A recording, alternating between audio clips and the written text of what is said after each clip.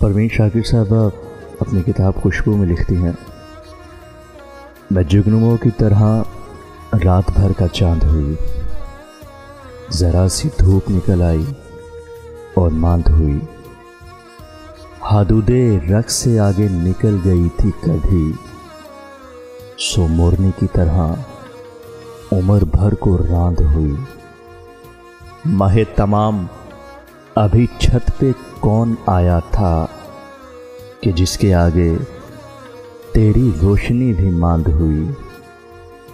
टके का चारा न गया को जिंदगी में दिया, जो मर गई है तो सोने के मोल मांद हुई।